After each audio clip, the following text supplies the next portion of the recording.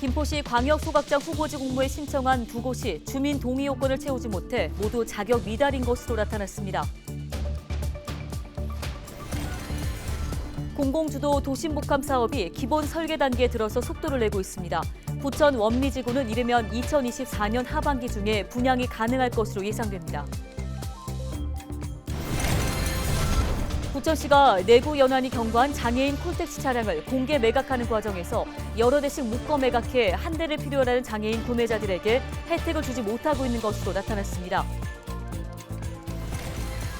대법원이 인천시 지하도 상가의 전대를 허용한 인천시 조례가 무효라고 판결함에 따라 인천시가 지하도 상가 재임대할 임차인의 계약 해지 처분을 예고했습니다. 지하도 상가 상인들의 입장 직접 들어봤습니다.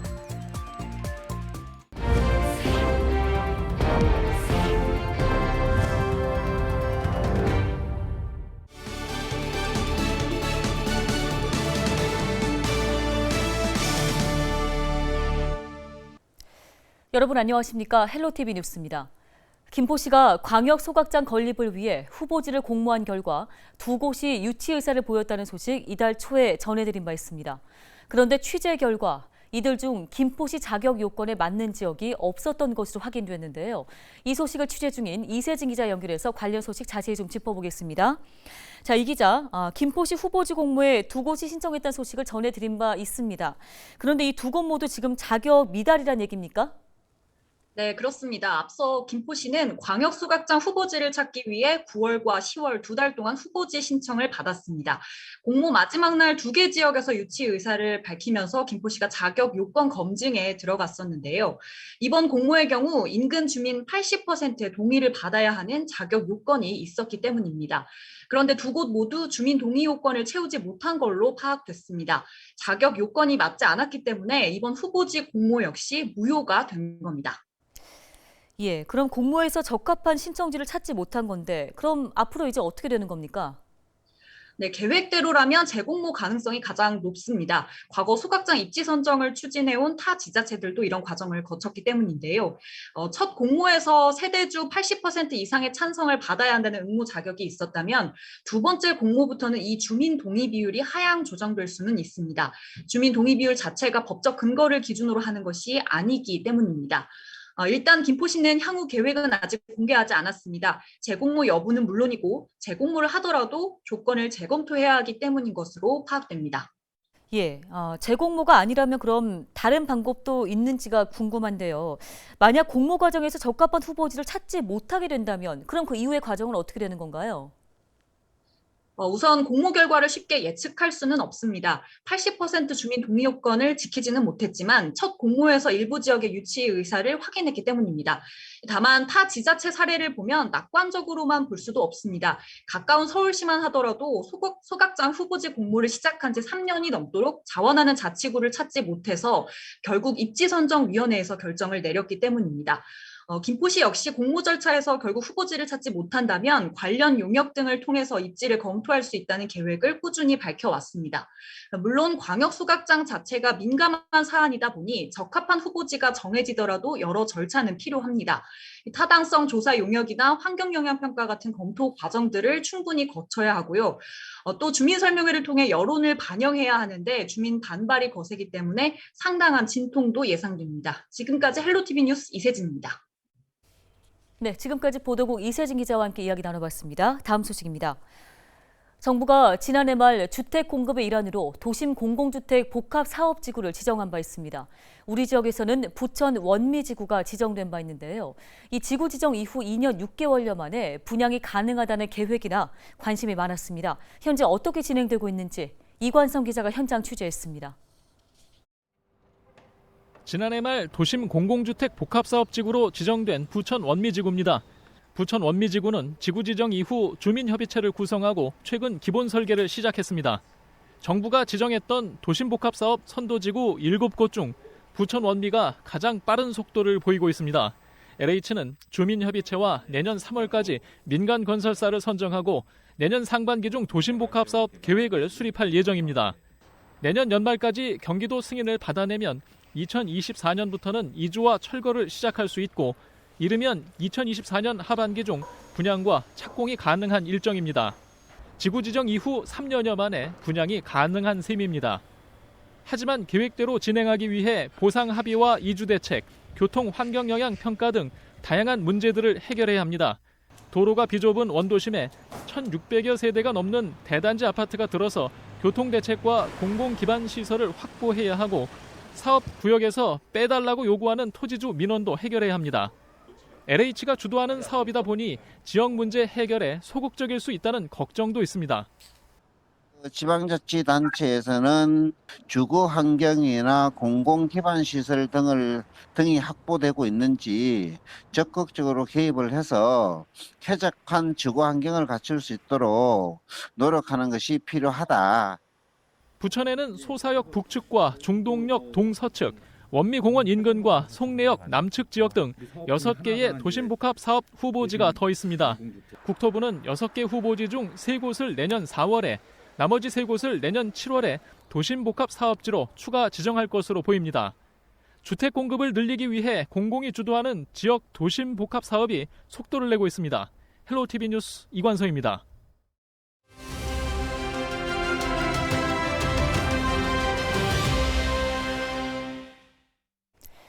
휠체어 리프트가 설치되어 있는 특장차는 몸이 불편한 중증 장애인들이 이동할 때 주로 사용합니다. 긴 배차 시간 등이 그간 매번 문제로 지적되곤 하는데요. 현재 부천에선 내구연한이 경과한 이 장애인 콜택시 차량을 공개 매각하는 과정이 한창인데 이번엔 이를 두고 불만이 잇따르고 있습니다. 어떻게 된 일인지 민원25 이정아 기자가 취재했습니다. 이달 중순 한국자산관리공사가 운영하는 공공자산 처분 사이트 온비드에 올라온 한 공매건입니다. 부천에서 장애인 콜택시로 사용하다 내구연한이 지난 승합차를 공개 매각하는 공고인데 기한은 23일까지입니다. 매각 대상 차량은 8대 세대, 한 대 한 대씩 묶어 모두 16대. 부천시는 일괄이나 개별 매각이 아닌 임의대로 묶어 입찰하는 방식을 선택했습니다. 원칙상으로는 누구나 살 수 있는 공개 입찰 방식인데 정작 장애인들은 불만이 많습니다. 왜 그렇게 묶었는지에 대한 명확한 명분이 지금 필요하고 담합한 거 아니야? 무슨 공업사하고 어디로 가는 거 아니야? 이런 거를 우리가 이제 의심을 할 수가 있는 상황이 발생이 되는 것 같아요. 부천시가 정한 내구연한은 9년. 수년간 부천 일대를 누비다 매각을 앞두고 있는 장애인 콜택시 차량들인데요. 이 차량들의 운행거리는 다른 지자체와 비교해 비교적 짧은 편입니다. 대부분 2013년에서 2014년식으로 주행거리 20만 킬로미터 전후인데 연식이나 주행거리 면에서 노후가 심한 편은 아닙니다. 이 때문에 많은 장애인들이 중고 특장차 사용을 원하지만 현실은 그렇지 못합니다. 다른 거를 이용하지 못할 때는 이거 아니면은 좀 접근하기가 어려워요. 저 같은 경우는 핸드 컨트롤만 있으면 운전을 할 수가 있거든. 그러니까 그런 거 받아서 입찰 받아서 아무래도 좀 쓰면은 너무 편리하죠. 이처럼 상대적으로 저렴한 비용으로 리프트가 설치된 특장차를 살 수 있는 몇 안 되는 기회에 관심이 많지만 언감생심입니다. 한 대가 이게 암만 싸도 300, 200이에요.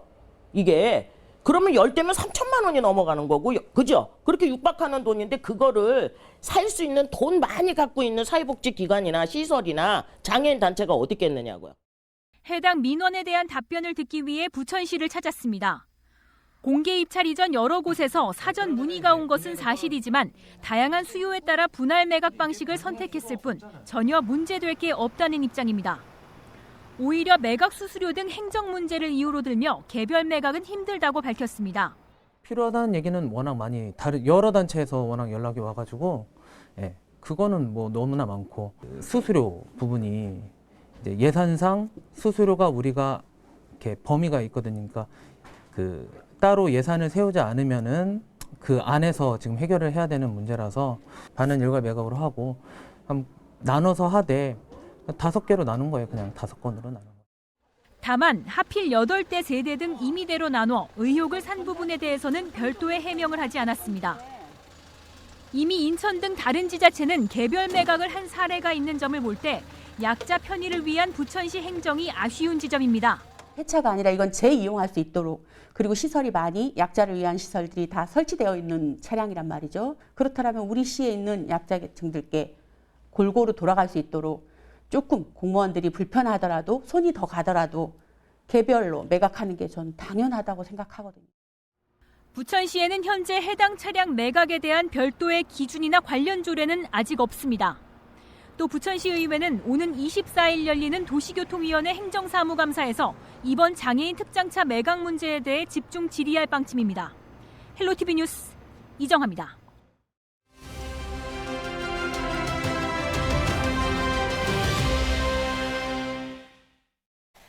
대법원이 인천시 지하도 상가의 전대를 허용한 인천시의 조례가 무효라고 판결함에 따라 인천시가 지하도 상가를 재임대한 임차인의 계약 해지 처분을 예고해서 논란이 일고 있습니다.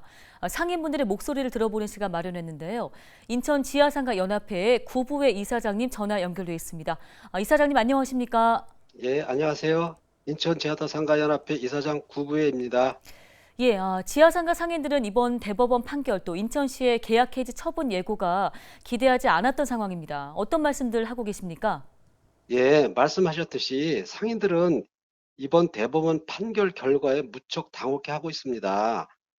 지난 세월 햇빛도 못 보는 지하에서 수십 년간 피땀으로 일군 삶의 터전을 잃는다는 생각에 하루하루 고통 속에 지내고 있다고 듣고 있습니다. 예, 상인분들 인천시와 상생협의회를 통해 임대차 연장을 요구해왔는데 결국 뜻대로 되지 않은 상황인 건데요. 법원과 정부 또 인천시 행정에 하실 말씀이 있으실까요? 예, 양도양수 전대 유예 기간 2년은 사실상 코로나 기간으로 상인들은 정상적 영업은 물론 법에 따라 어떤 조치도 할 수 없는 잃어버린 시간이었어요. 이를 감안해 인천시 의회에서 3년 더 연장키로 한 것이고 민생을 돌봐야 할 책임이 있는 지방자치권의 조치였습니다. 하지만 인천시도 행안부도 그리고 대법원마저도 민생을 외면하고 말았습니다. 결국 상인들의 피해만 남게 되었습니다. 예, 인천시에서는 임차인분들과 또 이해관계자 등과 협의를 지속하겠다는 방침입니다. 이사장님께서는 인천시가 어떤 방향성을 갖고 임차인들을 위한 대책 마련에 나서야 한다고 보십니까? 네, 인천 지하상가는 약 한 2천여 개 점포가 전차인들이 장사를 하고 있습니다. 법적으로 보면 이들이 상가에서 떠나야 하는 상황인데 이들이 새 길을 모색하고 새 삶을 준비할 수는 충분한 시간이 필요합니다. 우선 1차적으로 이 점을 인천시와 지속적으로 협의를 해야 하겠죠. 또한 임차인 문제도 그리 간단한 사안이 아니라고 생각됩니다. 인천시에서는 전대를 주고 있는 임차인들의 임차권을 해소하겠다고 하는데 실상 지금까지 전대를 허용한 것도 인천시이고 행안부나 감사원의 지적에도 이를 방치 유기한 당사자는 인천시입니다.